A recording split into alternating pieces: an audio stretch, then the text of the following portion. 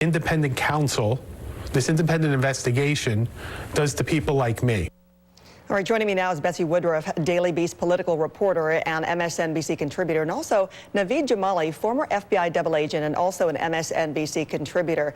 Betsy, let's start with you. You heard what he just said, that he didn't have a meltdown on TV, but rather he melted TV. Is that the only thing he could have said? I think both of those things are probably true at the same time. The important thing to remember with Sam Nunberg is that he's long had very close relationships with most or a significant portion of the reporters who covered the Trump campaign. He loves the media. He appreciates journalism in sort of a weird way, in a way that many Trump confidants don't. Part of the reason I think that Nunberg has enmeshed himself among so many powerful DC media figures is because unlike many people currently in Trump's orbit and currently in the White House, he really understands Trump on kind of a gut level. One of the claims that Sam made during his media blitz on Monday was that he was the one who came up with the idea of having Trump build a wall on the southern border and also with the idea of a Muslim ban. I have reason to believe that that's true, that Sam in some ways is sort of the embodiment of President Trump's id. If you want to understand Trump, paying attention to Sam, what he says and how he frames things is one of the best way to do that. And that's part of the reason that I think his Monday performance got so much attention from just about every single media platform. Well, let's talk about his interview today, this morning. Let's listen to that and talk about what he said. Do you think it's a witch hunt? No, I don't think it's a witch hunt. There's a lot there, and that's a sad truth. I don't believe it leads to the president. All right, Naveed, so listen to what he said. It doesn't lead to the president. So two questions I have for you. Who might it lead to, and what is the there he's talking about?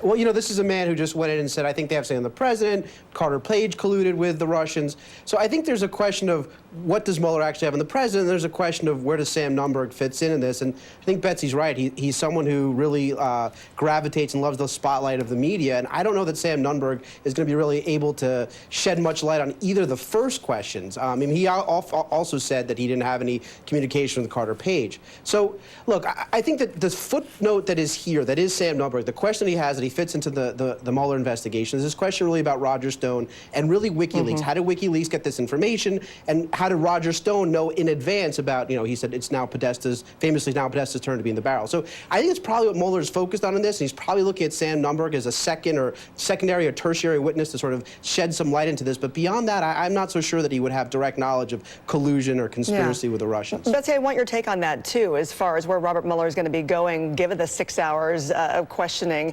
He talked about that. Nunberg did a little bit more about that testimony. Let's listen. I was there a long time, and they have a lot of questions. Did I ever hear Russian spoken in the office? And then they asked about why did President Trump support Putin in Syria? Yeah, so Betsy, do you think the same there as Naveed, that he's going to be more of a fringe person here? Where do you think Mueller is going with his investigation, with what he got from Nunberg?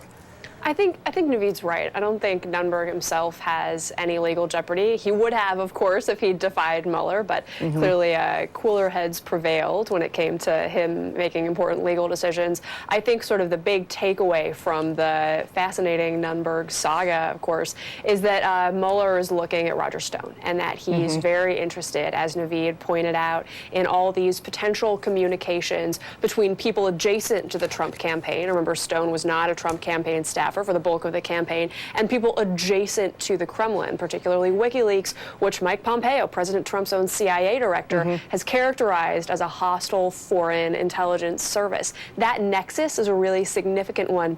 Yeah. There's been some reporting, additionally, that Mueller may be putting together indictments of hackers who were responsible for targeting either the DNC and or John Podesta. That's a key question here. Those were, you know, two of the most dramatic crimes that were committed over the course of the 2016 campaign, and it would be almost unthinkable that Mueller wouldn't put forward some explanation of how that happened. As Naveed said, Roger Stone's weirdly prescient tweet obviously raises a lot of questions there. Anybody on the top of your list, Naveed, let's start with you, who's going to be subpoenaed next?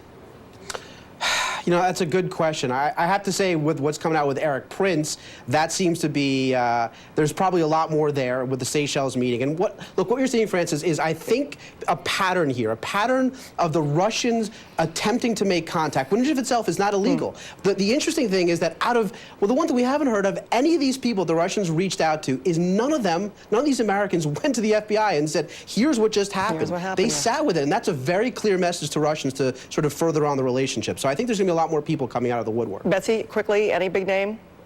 I think one important thing to keep an eye on is if Mueller works with officials from foreign governments. If there are reports that he's been in communications with officials from the United Arab Emirates, from Qatar, from Turkey, if he actually cooperates with foreigners who wouldn't be within the reach of his subpoenas, that's going to be a major development. Hasn't happened yet that we know of, but it's a big thing to keep an eye on. Oh, man, I spent too much time, guys. I wanted to ask you about Steve Bannon in France and what he had to say about that. And you know, we don't have the time. Wish we did. Betsy Woodruff and Naveed Jamali. We'll talk about that another time. Thank you.